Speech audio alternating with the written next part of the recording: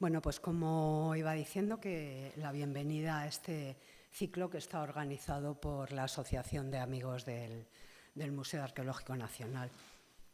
Y esta tarde contamos con la presencia de la doctora Esther Pons Mellado. Ella es jefe del Departamento de Antigüedades Egipcias y Próximo Oriente de aquí del museo. Ha estado en el departamento desde hace bastante tiempo, desde la década de los 90, y por tanto es una excelente conocedora de las colecciones y de esta especialidad en la egiptología.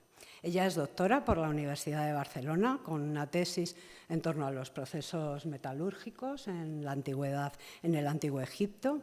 Bueno, ha asistido a numerosísimos congresos, tanto nacionales como internacionales, y ha impartido muchas conferencias y en numerosos artículos en revistas tanto nacionales como internacionales, sobre todo basado en el trabajo del metal en Egipto, también las terracotas de época grecorromana en Egipto también, y hallazgos en el yacimiento de Oxirrinco. Igualmente ha comisariado diversas exposiciones sobre este tema, como las de Tutankamón, su tumba y sus tesoros, que se expuso aquí en Madrid en 2008-2010 y también en Barcelona. La investigación arqueológica española en Egipto, que se celebró el pasado año en el Museo de Almería y también en el Arqua, en el Museo de Arqueología Subacuática de Cartagena. Y en la actualidad es una de las comisarias de la exposición Hijas del Nilo, Mujer y Sociedad en el Antiguo Egipto, que tendrá lugar en el Palacio de las Alhajas, aquí en Madrid, pues el próximo mes de junio, que se inaugura y estará abierta hasta finales de diciembre de este año. Y es miembro de la excavación arqueológica del yacimiento de Oxirrinco en el Benassa, en Egipto, donde lleva trabajando pues muchísimos años, desde el año 2000, y hoy pues nos va a presentar los últimos hallazgos en este yacimiento, los últimos hallazgos realizados en la campaña del 2021. En otras ocasiones, a lo largo del tiempo, Esther pues nos va comunicando los hallazgos y las distintas excavaciones que se han realizado en este yacimiento, con hallazgos pues sorprendentes. Recuerdo el del escondrijo de momias de hace unos años, que era realmente espectacular. Y seguro que también es espectacular todo lo que nos cuentes ahora de las excavaciones realizadas en la necrópolis, donde has excavado varias tumbas de época tolemaica y saíta. Y yo no quiero robarle el tiempo, así que le cedo la palabra. Esther, cuando quieras, adelante. Bueno, muchas gracias, Carmen, por la presentación. Desde hace 3 años ya soy la directora de Oxirrinco también, aparte ya, después de muchos años. ¿Se podía bajar un poquito la luz? ¿Se puede bajar un poco la luz? Sé que no me acerque, me dice. Un poquito. Vale. Y muchas gracias a todos por estar aquí. Muy brevemente, decirles dónde se encuentra el yacimiento arqueológico de Oxirrinco. Está a unos 190 kilómetros al sur del Cairo, en el distrito de Minia, del que dependemos para la realización también de papeles y permisos. Y en la antigüedad fue un enclave muy importante porque está situado, por un lado, junto a las puertas de los desiertos occidentales, donde las caravanas se adentraban para comerciar, como iban al desierto de Bajarilla, un desierto muy conocido, además, porque hace ya unos años se encontraron gran cantidad de momias escondidas en unas cuevas, ¿no? Y luego porque está junto a un puerto fluvial que en ese momento el Bar Yusuf, que es, no sé si se ve sí, ¿no? Sí. Este es el Bar Yusuf. El Bar Yusuf antes comunicaba con el mar Mediterráneo, iba hacia la zona del Fayum y había otro canal que daba a la zona del delta y comunicaba con el Mediterráneo. Hoy ya no, pero que eso sirvió para que se convirtiera en una ciudad muy importante. Y bueno, y luego porque a principios del siglo XX los papirólogos ingleses Griffith y Hunt descubrieron más de 100.000 fragmentos de papiros, sobre todo escritos en griego, y que bueno, dieron fama a este yacimiento. La Universidad de Barcelona está trabajando en Oxirrinco desde el año 1992, así que este año hacemos 30 años, que no es nada. Bueno, entre las zonas más importantes de Oxirrinco está la necrópolis alta, que la denominamos así porque está puesta está un poco alta, en un nivel elevado con respecto al resto del yacimiento. Esto es una fotografía aérea. Y lo que he marcado en rojo son el área donde aparecieron las tumbas tolemaico-romanas, en amarillo las tumbas de época saíta, y el resto el mundo cristiano-bizantino. La necrópolis alta tiene un marco cronológico amplísimo desde la época saíta, el 664 a.C., hasta la época cristiano-bizantina, cuando hacia el 639-41 entra ya el mundo musulmán en Egipto. Y a pesar de que tradicionalmente se decía que fue una entrada algo violenta, pues las necrópolis y las ciudades que se han encontrado en esas primeras etapas del mundo musulmán no fueron así, no destruyeron de golpe todo lo que fueron encontrando a su paso. Y en negro he señalado un sector que empezamos a trabajar en el año 2019 y que nos ha dado unos hallazgos bastante fructíferos y además nuevos con respecto a lo que habíamos encontrado hasta ahora. No solamente hemos hallado tumbas de época romana, que eso ya teníamos, con los individuos momificados y con cartonaje, pero que algunos individuos, como veremos, van acompañados de una serie de objetos que hasta ahora no teníamos. Hemos encontrado tumbas persas que hasta ahora tampoco teníamos, y con respecto a tumbas saitas, bueno, pues hemos encontrado una tumba este año cerrada y sellada, que hasta ahora nunca se había encontrado ninguna. En rojo he señalado lo que se encontró en el año 19. Habíamos encontrado en una estancia de época cristiano-bizantina, que están construidas con adobe en el suelo ya, cuando terminamos de excavar, en el suelo, el suelo es un sustrato rocoso, es la roca madre. Antiguamente los persas, entonces no sabíamos que eran los persas, hicieron un recorte en el mismo suelo, habían hecho, y en el interior había una tumba construida con bloques de piedra. Y también encontramos es esta que hay aquí, y encontramos dos tumbas de época romana construidas con bloques de piedra, como todas. Las tumbas de época romana están construidas con bloques de piedra de unos 50-45 centímetros de longitud, mientras que las saitas están construidas con bloques de piedra de 1 metro. Son muy parecidas, las saitas son anteriores, pero los bloques de piedra de las saitas son muy grandes. En el año 2020, en vista de que habíamos encontrado una tumba que hasta ahora no teníamos, y estas dos tumbas romanas con muchos individuos en su interior, con cartonaje, decidimos avanzar hacia el oeste. Esta zona es el oeste, este es el sur y este es el norte. Y volvimos a encontrar también en una estancia de época cristiano-bizantina, al final ya en el suelo, que era un suelo rocoso, otro recorte, que sería este de aquí, que ven aquí, este que ven aquí, y dentro había 3 tumbas construidas en piedra, individuales, con un individuo cada uno, y que estaban cerradas. Y lo que encontramos fue una tumba romana, y debajo de la tumba romana, también en el suelo de la tumba romana, que era de rocoso, era la roca madre, habían hecho también, había un recorte, y dentro había unas tumbas de época persa. Así que lo que hicimos, y esta tumba que está inacabada, la tumba que ven aquí con este techo es de época romana, y solo nos dio tiempo a excavar esta zona, tiene 2 estancias, porque en el año 2020 nosotros coincidimos con la pandemia. De hecho volvimos a casa cuando ya estábamos confinados, y en la última semana de excavación el Servicio de Antigüedades nos pidió que no iniciáramos nada nuevo porque no sabíamos si teníamos que salir corriendo. Así que nos dijo, limpien, y aguantaremos hasta que tengan ustedes el vuelo, salvo que tenga que salir antes. Y pudimos acabar la excavación, pero no reiniciar nada nuevo. Así que esta zona que ven con el techo abovedado quedó inacabado. Este año, en el año 2021, decidimos continuar hacia el oeste y, desde luego, ver qué pasaba en toda esta zona, y qué pasaba en esta tumba y en esta parte de la tumba 48 que ahora lo verán. Lo que hicimos este año fue trabajar hacia el oeste y en el muro sur, y de nuevo, esto es lo que les decía de las tumbas romanas del año 20. En este recorte de aquí nos encontramos, aquí ven 2 tumbas, pero nos encontramos 3, la otra está perpendicular. Y bien que está también sellada y había un individuo en su interior, ¿no? En vista de lo que habíamos encontrado, pues por eso decidimos avanzar en este mismo sector a ver si salían más tumbas de este tipo de época persa, sobre todo para poder hacer una nueva vía de investigación, una tipología nueva de las tumbas y, bueno, y ver cómo estaban enterrados, porque en este caso los persas estaban enterrados sin ajuar funerario, sí con un cartonaje con mucho colorido, sí con una malla funeraria también, pero no tenían ajuar funerario como tienen los saítas.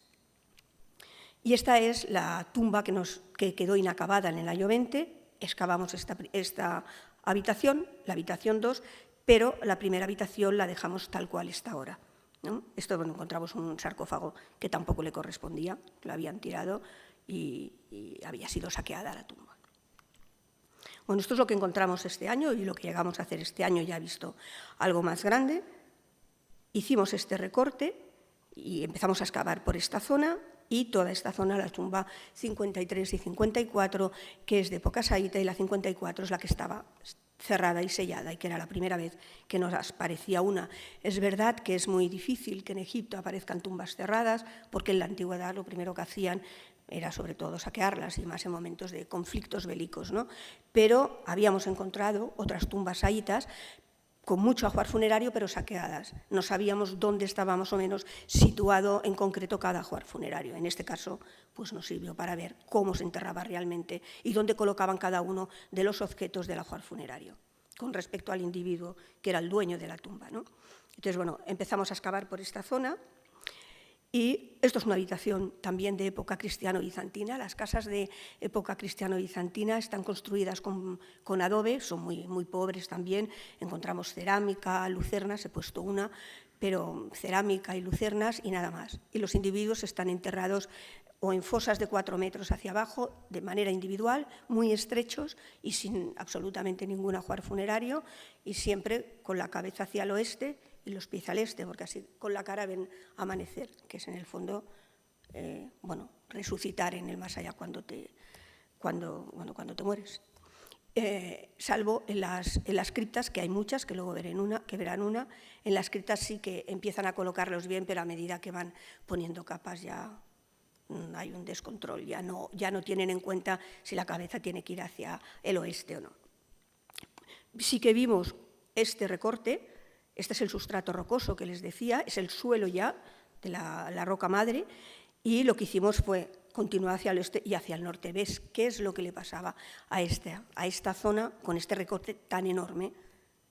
Bueno, voy a poner 2 imágenes breves de esta zona, porque nos encontramos con una tumba, parece una tumba porque había algún muerto no in situ, bastante grande, con 3 habitaciones de época romana. Ya ven que los bloques no son muy grandes, unos 50 centímetros de longitud, y totalmente saqueada y colapsada. Ya quedaba lo que ven los cimientos. Sí es verdad que por primera vez nos aparece en una tumba romana este suelo enlosado, que no es suyo, es una reutilización, porque es una avenida de época saíta. Ellos la han reutilizado y, bueno, no sabemos el por qué, porque como está todo tan colapsado no sabemos a dónde iba esta avenida. Y esta es la zona general de la tumba 49. Esta es la que han visto antes y las 3 habitaciones. La segunda, la tercera, que nos queda toda esta parte por excavar. Nosotros, ingenuos de nosotros, pusimos estas piedras para intentar hacer un perfil y empezar a bajar, pero bueno, poco antes de hacer esto encontramos la tumba cerrada y poco antes de todo esto pues vino la pandemia, así que no nos fue posible bajar más. Esta es la escalera que les decía, pero no sabemos a dónde va, así que este año vamos a intentar abrir toda esta zona a ver qué es lo que sucede. Estas estructuras que ven, estas paredes y esta que ven en forma abovedada, son criptas. Este año, criptas cristiano-bizantinas, construidas con adobe y que se entra a través de un pozo, que se ve se entra a través de un profundo pozo. Las tumbas, las criptas de época cristiano-bizantina, por lo general tienen hasta 6 y 7 pisos de individuos, por supuesto no momificados. En época romana sí se momifica, continúan con esta costumbre egipcia de momificar, pero en época cristiana eso se pierde.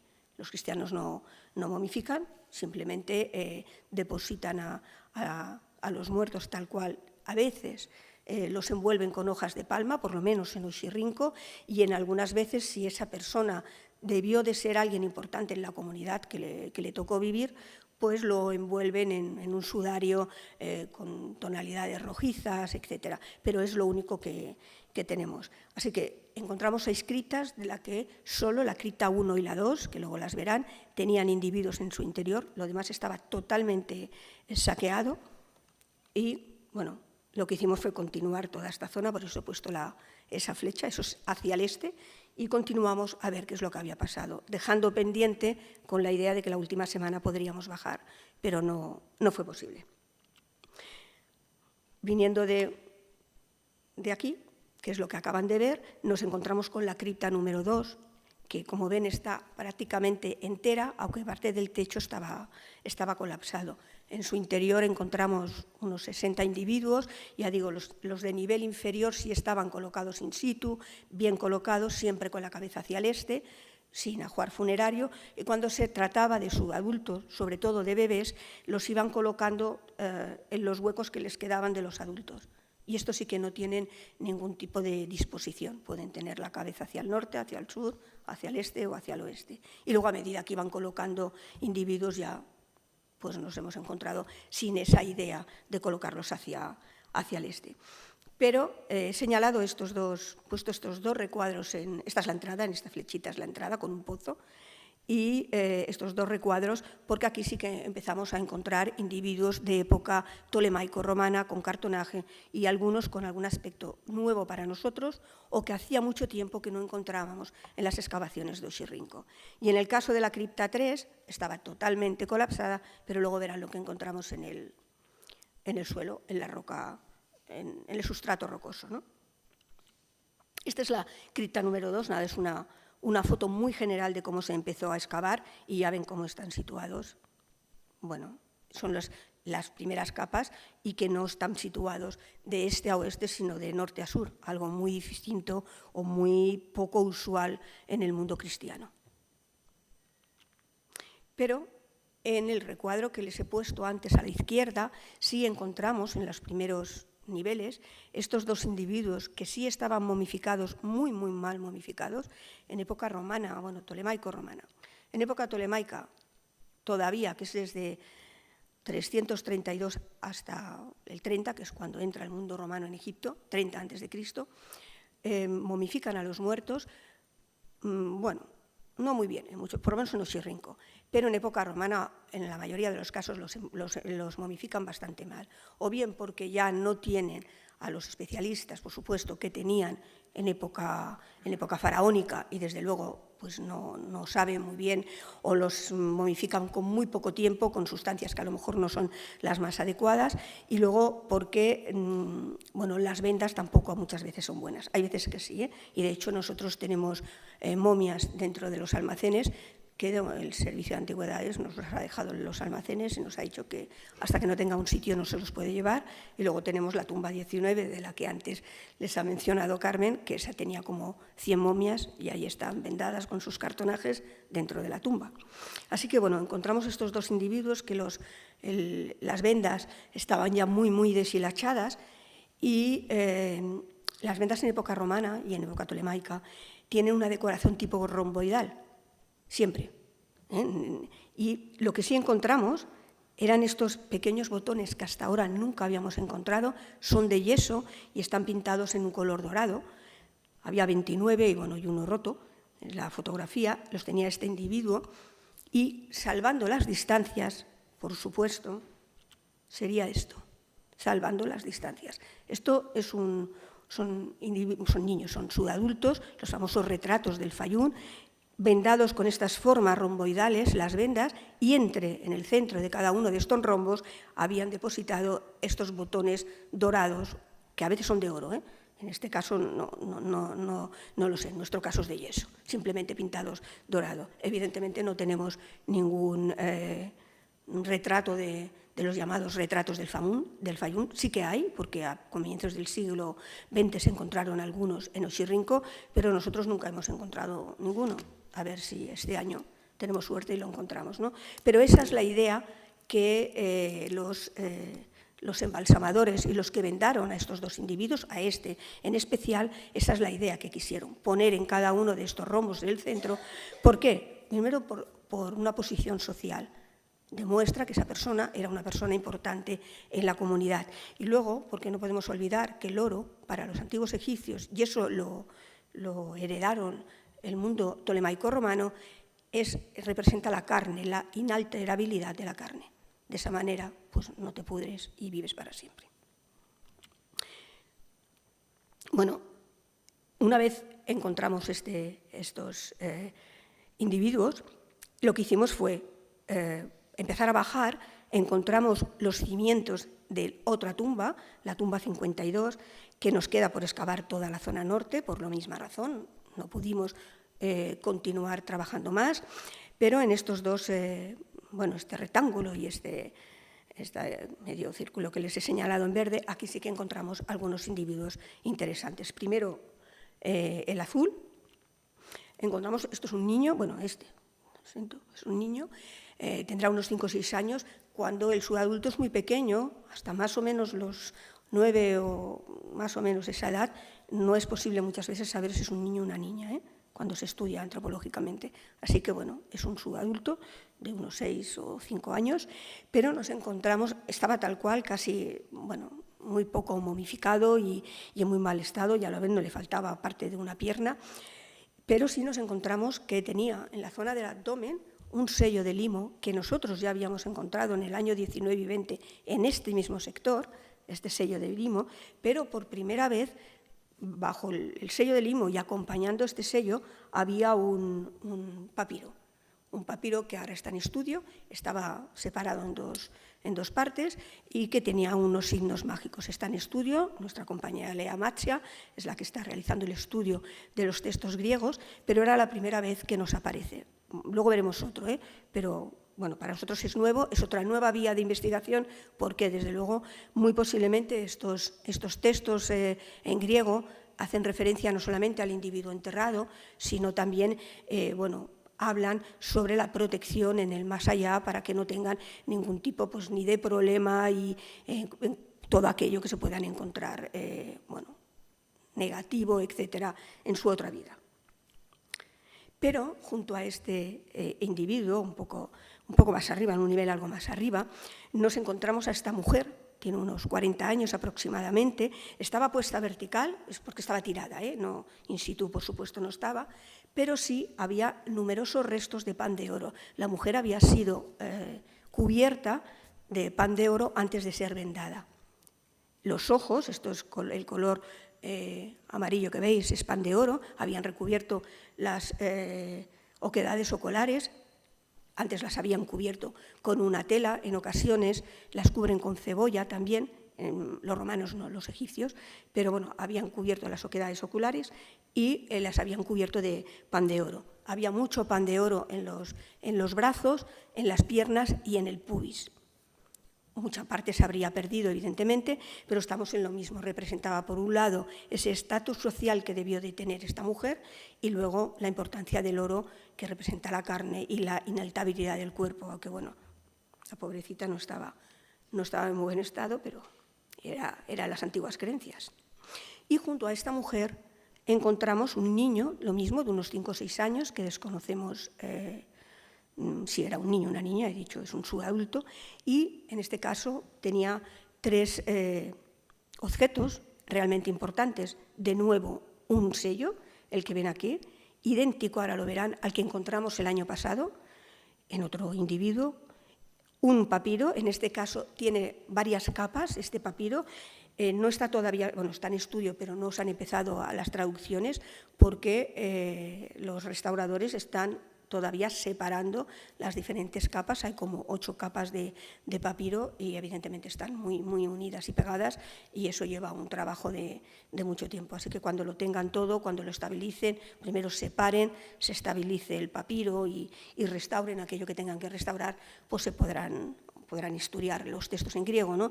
Muy posiblemente pues lo mismo que el anterior que han visto, pues trata sobre quién es este individuo y bueno, esos textos dirigidos al más allá en protección del difunto, en este caso un niño. Pero durante el estudio antropológico, este es el sello del niño, la vida eterna o dotado de vida eterna, y que en el año 20 encontramos el mismo, uno muy similar.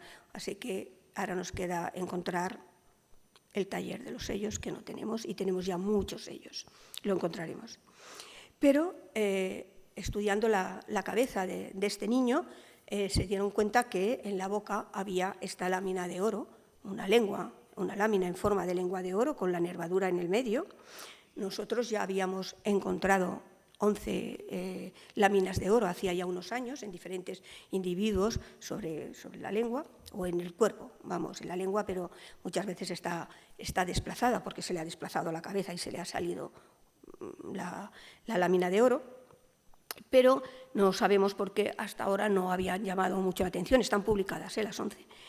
Pero este año, pues, que hemos encontrado 3, ahora las verán, pues los egipcios le han dado muchísima importancia y salió en todas partes. Bueno, pues esta lengua es muy, muy chiquitita porque corresponde a un niño, pero está completa. Pero teníamos, como antes les he dicho, tenemos algunas momias en los almacenes que el Servicio de Antigüedades ni nos deja ni estudiarlas, y ni se las lleva porque no tiene espacio para llevárselas a otro museo, a un museo, Entonces están en un almacén. Y este año nos dio permiso un poco para estudiar esta momia, porque además las momias, si no las llevas o no están en un lugar muy adecuado, también los cuerpos se degradan, ¿no? Entonces nos dijo que sí, que ya podíamos estudiarla. Y estudiando esta momia, se trata de una mujer que había sido descubierta en el año 2014, en el mismo sector donde se encontró la tumba con las 100 momias, pero estaba fuera de esa tumba, como tirada. Encontraron esta, por eso lo he señalado en rojo, esta lámina también de oro. Es la primera vez que nos aparece la lengua. Esta es la lengua natural, nunca aparece.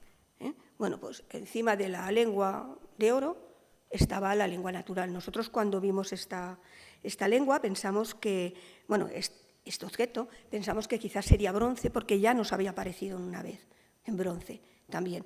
Pero no, para sorpresa nuestra, el estudio antropológico demostró que era la lengua natural y sí estaba depositada sobre la lengua natural, así que es muy importante.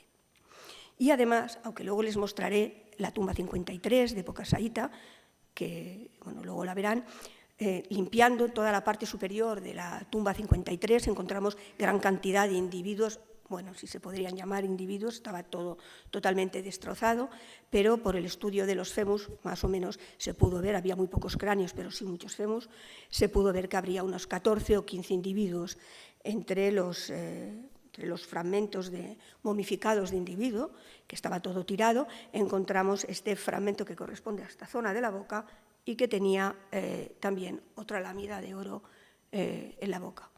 No encontramos la lengua, la única vez que hemos encontrado una lengua ha sido en la imagen que ven. Y estas son las 3 lenguas de oro, que ahora sumamos 14. De momento, hace ya muchos años, en Almuleín, en la zona del Delta, se encontraron algunas lenguas de oro, me parece que hay 6, aunque no están publicadas como estudios, sino como a nivel general como trabajo arqueológico. Y hace 2 años, en Taposiris, se encontraron 2. Nosotros tenemos 14. Ya, lo digo porque es así. Así que nada, ahora nos queda publicar estas. Pero bajo estos individuos que han visto, encontramos también 2 individuos, estos sí, de época totalmente romana, no tolemaico-romana. En época tolemaica, finales del mundo tolemaico-romano, todavía no pleno-romano, todavía encontramos los individuos momificados con cartonajes que presentan esta forma o en forma de, el cartonaje tiene una forma de túnica romana con unas sandalias en forma de dedo que ahora verán, pero la decoración de esa túnica, de esa forma de túnica, siempre es egipcia faraónica. Siempre aparece Osiris, Isis, Hathor, Anubis, Tot, la serpiente Ureus, etc., el toro Apis, siempre. En este caso no, porque ya estamos en plena época romana. Estamos hablando ya de finales o mediados del siglo II o finales del siglo II.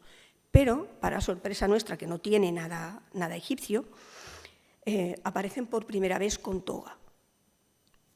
Y además, que luego verán otra imagen, aparece la toga decorada con esta franja de color morada. En época romana las togas aparecen porque, bueno, gracias al Departamento de Clásicas, que estuvimos hablando de esto, pues aparecen sobre todo en el siglo I, claro, en Egipto llegan algo más tarde, y sobre todo lo llevan los magistrados. El color sobre todo es de granatoso, burdeos, etc. No sabemos si este señor era un magistrado, era muy importante, o nunca llegó a ser magistrado, pero se consideró que se podía morir y ponerse este cartonaje tras su muerte, porque él era muy importante en la comunidad o en el área de Uxirrinco. Eso no lo sabemos, porque no hay ningún nombre que nos diga quién es este personaje, pero lo cierto es que sí lleva esta decoración en franja de color como rojizo, como signo de que era muy importante o que ocupó un cargo importante.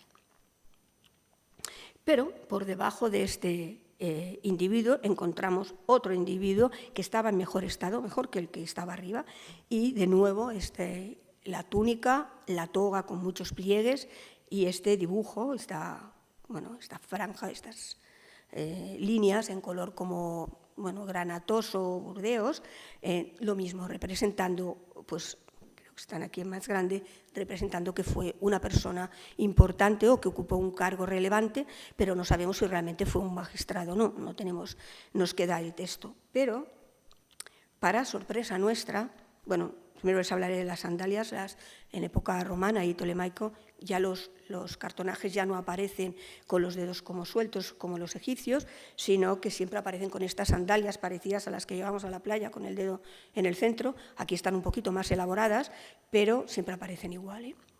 Pero por primera vez también nos aparece un individuo con bigote, con patillas y con perilla, algo que ni los romanos llevaban y los egipcios menos. Entonces, no sabemos de dónde pueden provenir, de dónde quizás venía esta persona. Desde luego se asentó en Egipto, en Uxirrinco, que era un lugar muy importante, un enclave muy importante comercial, y que muchísimos griegos se asentaron entonces y detrás los romanos, pero también vinieron otros habitantes de otras zonas. Posiblemente tiene una influencia oriental. También hemos consultado y es posible que tenga una influencia oriental, que el hombre viniera de fuera. No lo sabemos, pero sí que la primera vez que nos aparece con un bigote este personaje, nosotros no tenemos ninguno. Y con respecto a la zona de la derecha, o de la izquierda, encontramos también al principio de todos estos dos individuos en posición similar a lo que habíamos encontrado, el de los botones dorados, con un sello que es muy similar al que encontramos en el año 20 y muy similar al que habíamos encontrado en el otro individuo. Y nos encontramos dos niños, unos 13, 14 años, estos sí son niños, de nuevo con esta túnica, el que estaba en el nivel superior con esta túnica y la toga, pero el cabello totalmente romano, siempre aparece con unos ricitos pequeños pintados en negro y las famosas sandalias, con el botón y las tiras.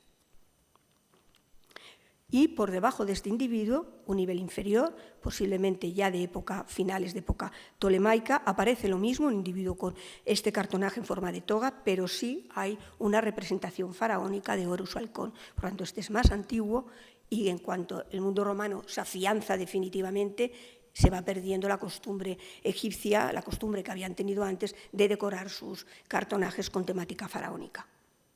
Y de nuevo, las sandalias. Al lado de ellos había esta olla que ven con dos asas y un feto de unos 5 meses, más o menos. No sabemos si hay alguna relación entre ellos o no y qué tipo de relación en el caso de que la hubiera habido. La cripta 3 es la que les decía antes, no había nada, tal lo ven, estaba cubierta, y a medida que íbamos limpiando no encontramos absolutamente nada, pero sí vimos este recorte en el sustrato rocoso. Así que dijimos, qué bien, dentro habrá otra tumba. Bueno, nos llevamos un chasco porque no la había. Esto es lo que había en la parte en el suelo, ya como estamos hablando de 4 metros para abajo. Y lo que sí que encontramos son estas entradas.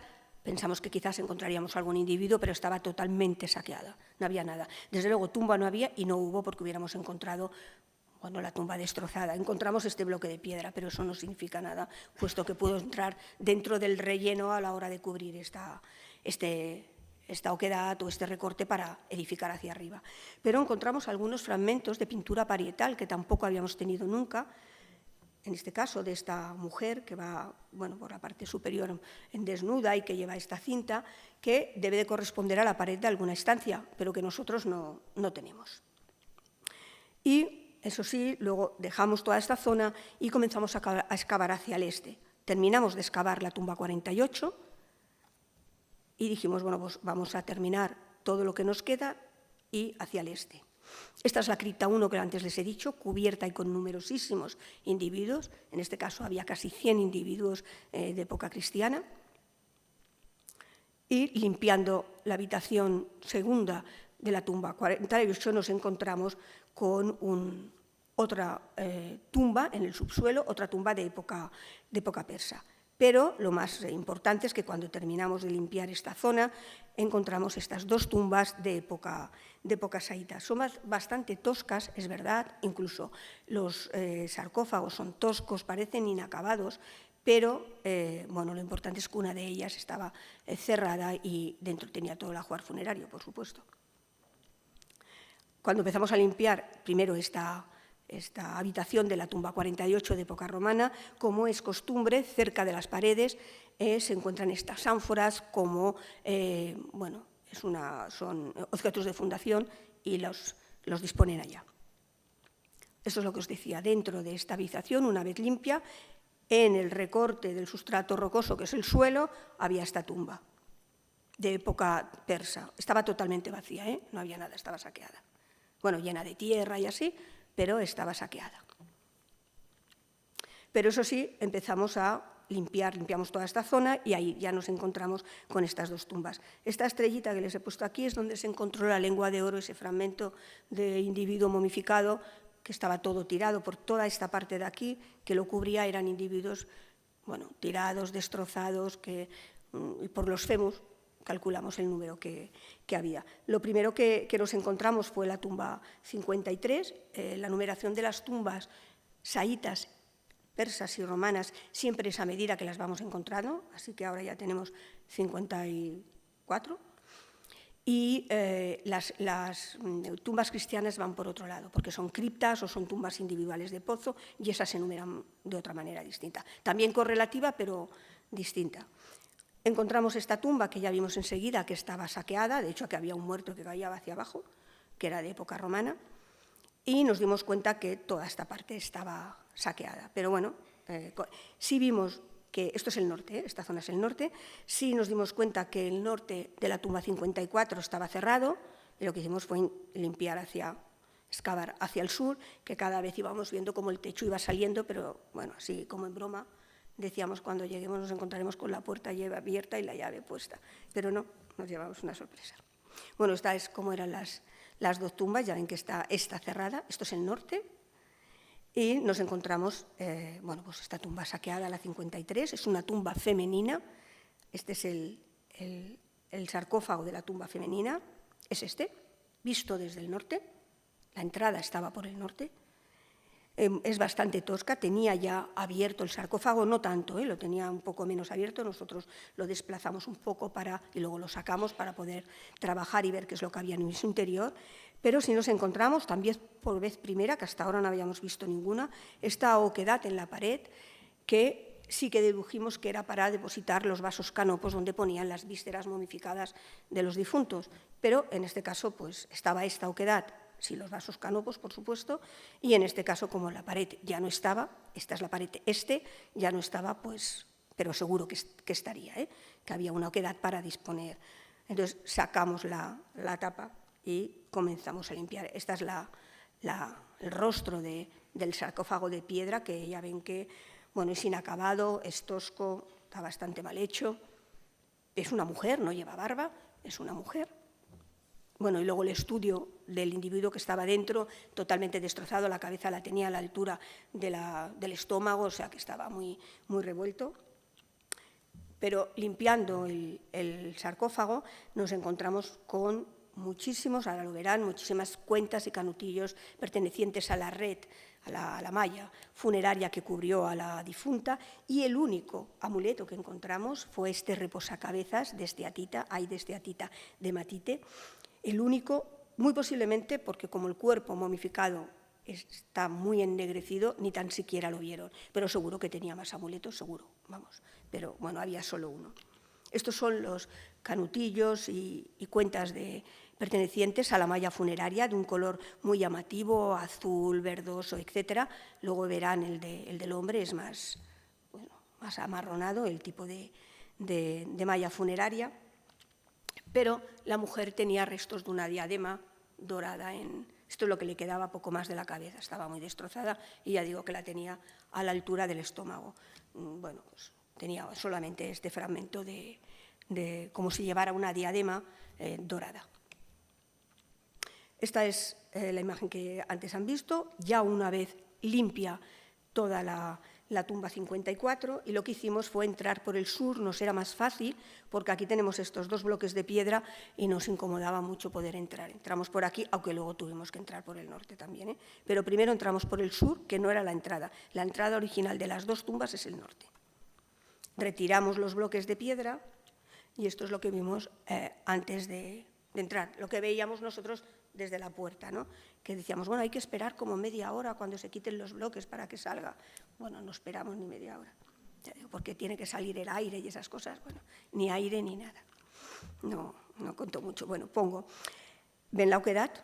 Pues tanto en el este como en el oeste, ahí está la oquedad con los dos vasos canopos en cada uno de ellos, por supuesto, con las vísceras, pero además estaban orientadas las cabezas. En este caso, esta cabeza se les debió de caer, bueno, se les debió de caer las dos, y esta cabeza corresponde a este vaso canopo, y esta está en el suelo.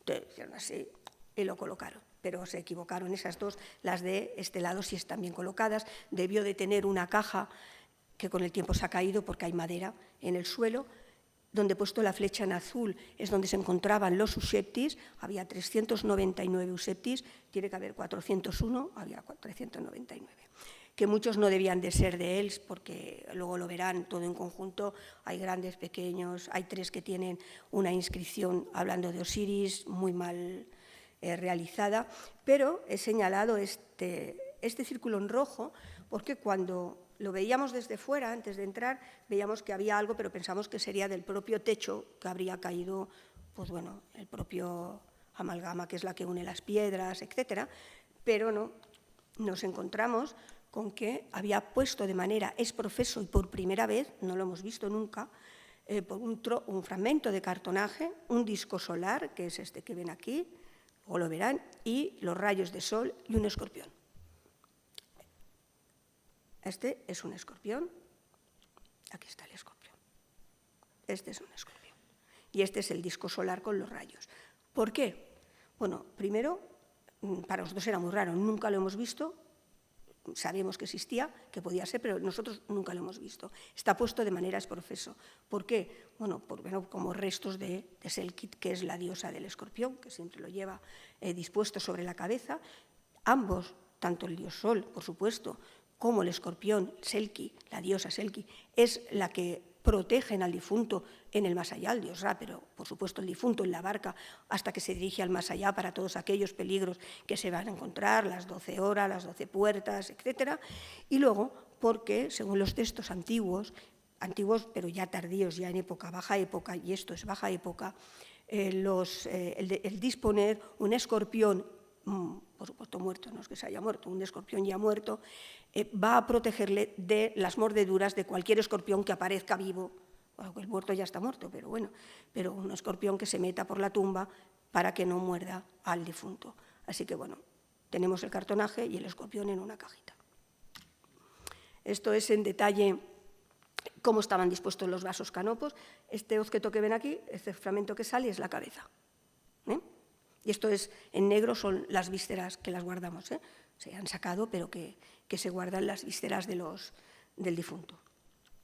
Las 4 vasos canopos no son vasos canopos muy buenos, tiene una inscripción en negro, está pintada y, bueno, no es muy buena, pero lo importante de la tumba es que tiene el típico ajuar funerario de época faraónica, los vasos canopos, los uxeptis y al lado del uxepti, bueno, que no lo hemos...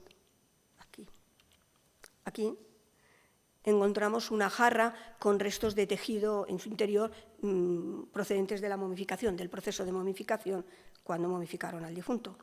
Bueno, este es las traducciones, que tiene 2 nombres distintos, por un lado Netenen y por otro lado Neninen. No sabemos cuál es la razón, si es que se equivocaron a la hora de escribirlo o, bueno, podía tener una especie de apodo o de nombre, como si llamamos Antonio Toni, no sé, pues que a lo mejor lo tuviera, o que simplemente no supieron escribirlo, pero de momento tienen estos dos nombres. En este caso casi no había nada, pero por deducción, si estaban los otros 3, pues este evidentemente es Keshenuf. Bueno, este es el rostro del sarcófago de este señor, de Teninen. Bueno, no, ya ven, parece inacabado, es un poco menos no sé, vasto, está mejor trabajado que el de la mujer, pero realmente nada tiene que ver con este sarcófago encontrado en la tumba 14, que sí es plena época saíta, también es de un hombre y nada tiene que ver, es de Padinate. Pero bueno, no se puede tener todo, la tumba cerrada, el sarcófago un poquito peor. Estos son los uxeptis, todos, bueno, tienen un tamaño entre 5 y 6 y hasta 11 centímetros. Realmente, si fueran destinados a la misma persona, serían igual. En este caso no, pero vamos, algo muy corriente en Egipto que se reutilicen, se saquen a veces de una tumba a la otra y se coloquen. Y a veces nos encontramos con un uxepti que pone el nombre de un nombre de alguien, pero el vaso canopo pone otro y el sarcófago pone otro. Pues eso ha sido una reutilización. Total, la otra persona estaba muerta, pues abro una tumba y coloco, ¿no? Pero es algo muy corriente, bueno, muy corriente, relativamente corriente. Bueno, así están dispuestos los uxeptis, no estaban en cajas, a veces están en cajas, en este caso no, están colocados así, y había 399. Estos son los 399, los colocamos todos así en fila y bueno, ya ven que son de diferentes tamaños, hay muchos más pequeños, pero hay algunos que son más grandes y no debían de pertenecer todos al mismo difunto. Este es, una vez levantamos la tapa, tuvimos que abrir el norte, porque si no, la puerta del norte, porque si no, no podíamos entrar. Se levantó un poco la tapa y nos dimos cuenta. Queríamos haber trasladado la momia, pero la momia estaba que se caía por dentro, sí que estaba totalmente destrozada, aunque ahora se ve que está vendada. El proceso de momificación no era bueno y posiblemente le echaron unos líquidos demasiado calientes que quemó gran parte del cuerpo y de las vendas. Todavía se pueden ver muchos canutillos que le cubrían. Aquí los ven. Esto visto desde el sur, como estaba. Y lo que hicimos fue, por un lado, sacar esas vendas, pero como las vendas tenían inscripciones, pues ahora se han recuperado, las tenemos guardadas y se ha montado todo con todas las vendas, la forma para la inscripción, y esto es como estaba el individuo. Bueno, ya digo que muy, muy mal estado una vez se quitaron las vendas, pues en una situación faraónica, que no es lo costumbre. Muchas veces tienen las manos dispuestas sobre el pubis, no con los brazos cruzados. En este caso sí, recuerda un poco a la momia de Boris Karloff. Estos son los cartonajes con los textos, que lo que hemos hecho es, bueno, unirlos todos y están ahora en estudio. Los canutillos y las cuentas pertenecientes a la malla funeraria, que ya no tienen ese color tan azul, tan verdoso, tan llamativo que tenía la mujer, que no sabemos cómo se llama. Posiblemente los vasos canopos sí llevaba el nombre, pero por desgracia no. Pero bueno, como nos queda una parte, del este que no hemos hecho, lo mismo, lo tiraron porque no les interesó y lo encontramos este año. Estudiando el individuo, se encontró en el área del corazón este escarabeo, ahora lo verán, este escarabeo de corazón, no tiene inscripción, es anepigráfico, es este, pero es anepigráfico, ¿eh? Y entre el cuerpo sí que había un escarabeo y bastantes amuletos. Pero también encontré, bueno, este es un amuleto, es un reposacabezas, es mucho mejor el reposacabezas de la mujer que este es bonito, pero es mucho mejor el otro reposacabezas.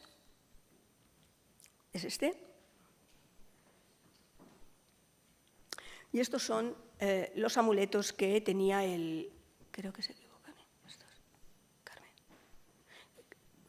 Y estos son los amuletos, parte de los amuletos que tenía el individuo. Bueno, muy variados, la mayoría son de piedra, pero este, por ejemplo, es de cornalina, estos, a que no se ven muy bien, son los orus-halcón, son de lapislázuli, esta también es de lapislázuli, aunque no se ven, ya veo que no se ve muy bien, pero tenía alrededor de unos 30 amuletos. Aquí no están todos, tenía alrededor de unos 30 amuletos.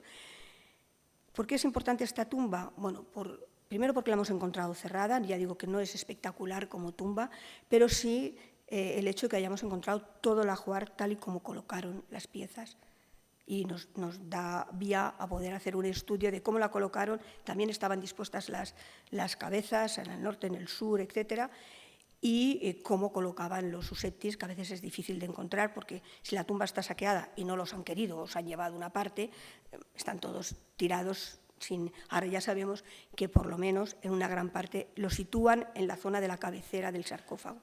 Cuando no los meten en una caja, en este caso no estaban en una caja de susceptis, y los sitúan en esta zona de la cabecera, justo, además, en la zona de la entrada de la tumba, también como protección hacia el individuo. Ellos van a hacer, los susceptis hacen los trabajos agrícolas del difunto, pero también son protectores del difunto, y dónde mejor colocarlos que en la zona de entrada, que no en la zona de los pies.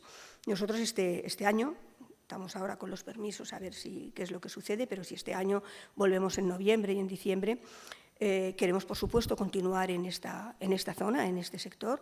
Nos queda toda la zona norte, que ya han visto que íbamos colocando piedras, y alrededor de estas dos tumbas hay una parte que no hemos tocado. No sabemos por qué destrozaron tanto la tumba 53 y, sin embargo, la tumba 54 la dejaron sin tocar.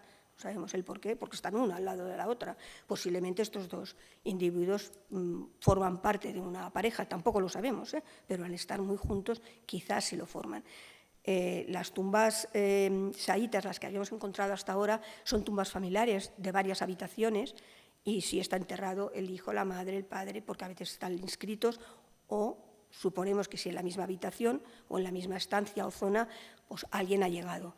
En este caso no lo sabemos, pero sí esperamos que todo este avance que hagamos hacia el norte y hacia el este de este sector pues nos dé otras tumbas nuevas, que nosotros podamos hacer una nueva vía de investigación de cómo enterraban, y este cambio tan brusco que hay de manera artística a la hora de hacer un sarcófago, o una tumba, que los saítas, en el época saíta es muy buena, ya han visto el sarcófago de la tumba 14, que era magnífico, y sin embargo pues ahora es un sarcófago pues bastante tosco, poco trabajado, posiblemente inacabado, pero tampoco sabemos si es que la idea es porque se murieron antes y tuvieron que hacerlo así, o porque llegó un momento, casi a finales de época saíta o inicios de época persa, se decidió que esto era como se tenía que hacer, hicieron un cambio de modo de enterramiento, ¿no?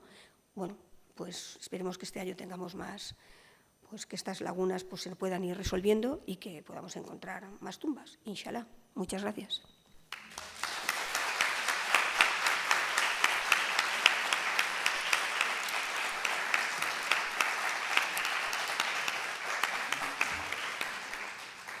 Muchísimas gracias, Esther, a ti por esta conferencia, el relato de toda la campaña de excavación y cómo ha ido a más hasta este último hallazgo que nos has explicado, tan interesante, ¿no? Y la emoción del descubrimiento y de excavar y conocer una tumba que no está expoliada y que, como bien has señalado, pues es un caso muy excepcional, ¿no?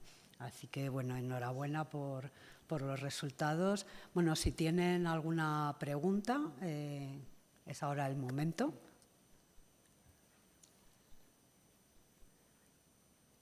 Yo sí quería preguntarte un poco si nos podías brevemente explicar, has dicho antes el periodo de tiempo tan amplio que lleváis trabajando en Oxirrinco y a lo largo de todos estos años habéis excavado en qué zonas de la ciudad, si fundamentalmente ha sido necrópolis o habéis estado trabajando en otras áreas.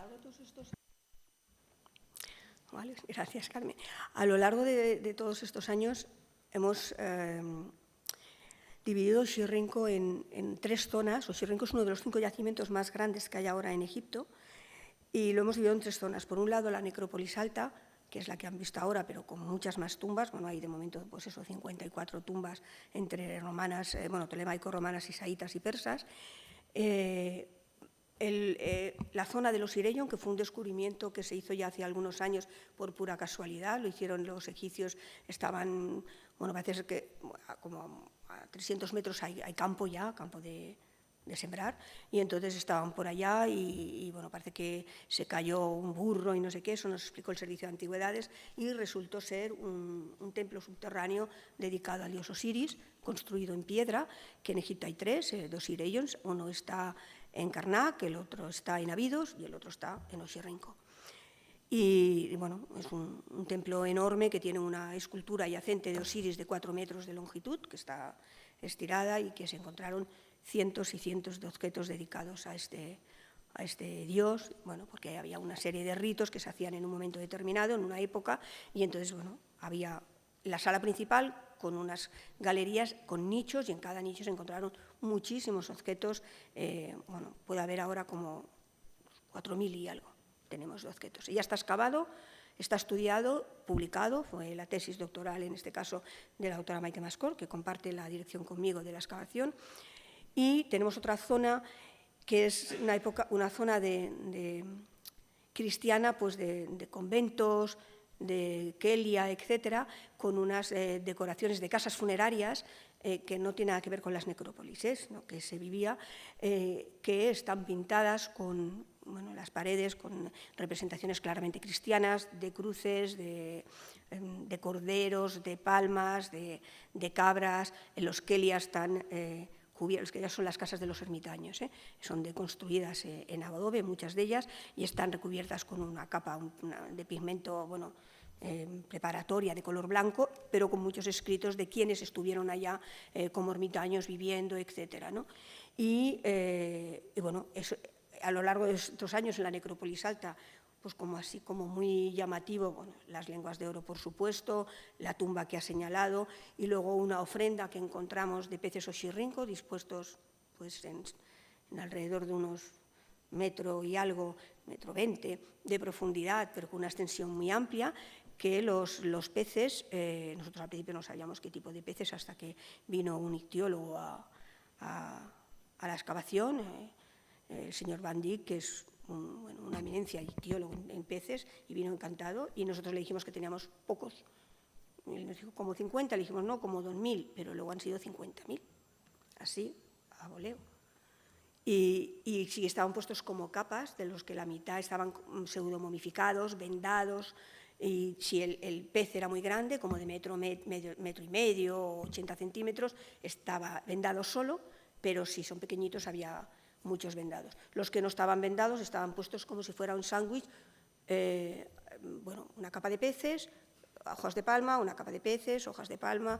Entonces, bueno, cuando vino él a estudiar los peces, porque nosotros, bueno, desconocíamos casi de la sardina y la ballena, pues nos dijo, no, estos son peces Oxirrinco. Bueno, hay algún pez globo y algún otro pez, pero el 99%, y fue un hallazgo que hasta ahora no ha aparecido nunca en Egipto, que tampoco es raro, porque son Oxirrincos, la ciudad se llama Oxirrinco, es un pez, que es el dibujo que he puesto antes, el logo, y bueno, pues ahí que nos pasamos 4 años contando vértebras, y teniendo en cuenta que hay 52 por pez, pues salieron.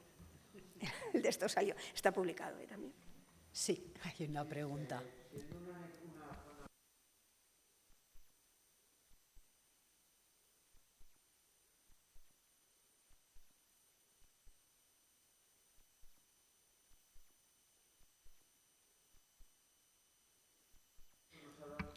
No, reutilizar, no, con excepción de los cristianos. A veces los cristianos los vemos en alguna tumba romana que está saqueada, han roto el techo, han sacado a los individuos momificados y se han puesto ellos, pero no es muy corriente. Los cristianos están al lado, tampoco es que... Pero los cristianos están en una zona, tenemos una basílica de 95 metros de longitud y 5 naves, y ahí alrededor de esa basílica hay una extensión muy amplia donde aparecen las fosas de 3 y 4 metros de profundidad con los individuos, y eso va aparte. Luego están las casas, que ahí sí que reutilizan, no las tumbas, pero a lo mejor reutilizan el suelo de alguna estructura, reutilizan los bloques de piedra de época romana para asentar sus casas, porque el adobe se les caería, los bloques de adobe. Entonces lo que hacen es, tú te encuentras los muros de fundación, son bloques de piedra de época romana, casi siempre, a veces es saíta, porque ves un bloque bien enorme, pero normal es romano. Y a veces lo que utilizan también entre diferentes niveles de los muros, pues estelas romanas. Dices, ¿y esto qué hace aquí? Le das la vuelta y hay una estela con un señor romano puesto. Pero lo reutilizan para eso, sí. Pero no nos hemos encontrado que reutilicen. Rompen, destrozan, como la tumba que han visto al principio. Una tumba como la que han visto al principio destrozada es la primera vez que nos sale. Lo normal es que las tumbas las encontremos, prácticamente las paredes están, el techo, pues como la 48, así, que los hemos reconstruido todos, a este todavía no ha dado tiempo, y más o menos están así. ¿Sí? ¿Alguna otra pregunta? Sí. Cartonajes, sí, muchísimos. Sí, entera. En época tolemaico-romana entierran a sus muertos, en la mayoría de los casos, con cartonaje. Pueden ser o solo una máscara que tiene el rostro, bueno, no puedo decir que sea realista, pero un poquito, no tan faraónico, que son tan idealistas, pero sí presentan el cabello con esos mechones pequeñitos en negro y llevan una cinta, una diadema, con un disco solar y el ureus, totalmente egipcio, por supuesto. A veces, en lugar de una máscara, solo lleva una máscara yelmo hasta más abajo del pecho, sobre todo las mujeres. Y entonces es una decoración con muchísimo color, marcando mucho el pecho en color dorado, y luego con decoración totalmente faraónica, con dioses, o si no, totalmente lo que han visto ahora, entero. Solamente en un caso nos hemos encontrado el cartonaje con textos griegos, porque normalmente no llevan texto. Bueno, normalmente solo tenemos un caso que lleva texto. Y además salió en dos formas, en relieve y en escritura. Pero los romanos casi siempre, es muy corriente que en época tolemaico-romana. A veces no, simplemente están vendados con esa forma romboidal y ya está. Pero lo normal es que lleven cartonaje. Los egipcios no, Los egipcios llevan ese cartonaje por encima, pero no cubierto como llevan los tolemaico-romanos. Sí, yo creo que lo que has comentado antes era que lo que no habían aparecido apenas eran retratos del Fayum, ¿no? Por desgracia para nosotros, han aparecido, que son mis preferidos, los retratos del Fayum, pues no. Aparecieron muchos, bueno, tampoco se tienen muchos en el mundo, se tienen alrededor de 1000, o sea que tampoco son muchos.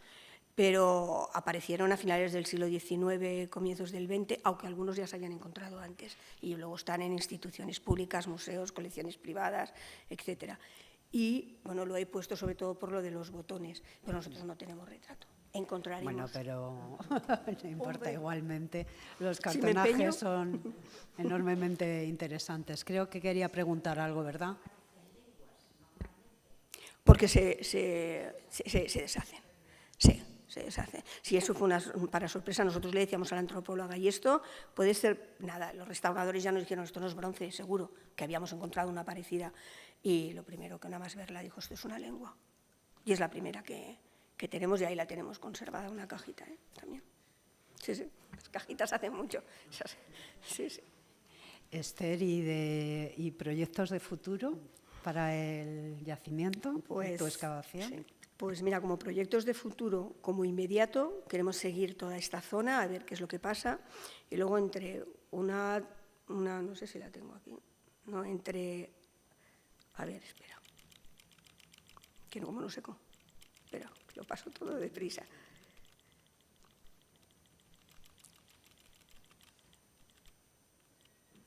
Pues no la cuesta.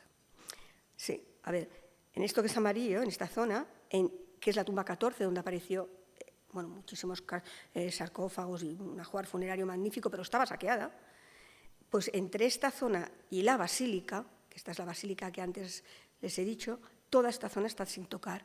Hace ya tiempo que la queremos tocar, queremos excavar allá, es nuestro paso, pues ya buscaremos otro, nos da igual, ya buscaremos otro. Queríamos haberlo hecho este año, pero en este año, bueno, lo queríamos haber hecho en el 20 fue más que imposible, y lo queríamos haber hecho este año, pero al salir las tumbas y eso dijimos, nos concentramos todos aquí, y esto lo dejaremos para este año, es nuestra idea. Sí queremos, estamos cubriendo la cripta de esta basílica, tiene una cripta, la estamos cubriendo, sobre todo porque tiene muchas pinturas y muchas inscripciones de época copta y de época griega, sobre todo copta, y bueno, y queremos cubrirla. Y todos estos fragmentos de columnas, de basas, de capiteles corintios, que son enormes, como algunos son como de 1,30 m, son enormes, queremos hacer un almacén y guardarlos porque cada año lo que hacemos es cubrirlos antes de irnos un poco con arena, pero claro, eso significa quitarlos al año siguiente todos. Y entonces, bueno, nos lleva mucho tiempo. Sí es verdad que nos gustaría ampliar hacia el este, que es donde está la ciudad, donde está el pueblo del Bagnasa, pero sin tocarlo toda esa zona, a ver si encontramos algo que no sea necrópolis, porque todo esto es necrópolis, a ver si encontramos alguna zona que sea habitable. Será un poco difícil, eso seguro, si llegamos a hacerlo. Y en el área esta de los conventos sí nos gustaría terminarlo, porque quedó inacabado hace unos años. Cuando pides los permisos, tienes que pedir los permisos no del yacimiento, bueno, del yacimiento sí, claro, pero de todos y cada uno de los sitios que quieres excavar. O sea, que si no pides ese sitio, ese año no lo puedes tocar. Así que tenemos que pedirlo porque si no, no podemos tocarlo. Y bueno, esperemos que todo salga bien y que este año pues, también sea tan fructífero como el que hemos pasado. Muy bien, pues enhorabuena por los resultados y felicitaciones y esperemos que vaya todo muy bien en las siguientes campañas y nos vayas comentando el avance en el conocimiento de esta ciudad tan importante del Antiguo Egipto. Y nada, agradecerles a todos su presencia. Dentro del ciclo de conferencias que organizamos la Asociación de Amigos del Museo Arqueológico Nacional, pues la próxima será el 8 de junio. Hoy hemos tratado temas de egiptología. En esta próxima conferencia iremos a arqueología americana con una conferencia sobre la casa de Chak Suud en Palenque a cargo del grupo de la Universidad Complutense que están excavando allí. Seguro que es interesantísimo. Les animo para que vuelvan. Y de nuevo muchas gracias, Esther, y muchas gracias por su asistencia. Hasta pronto. Muchas gracias.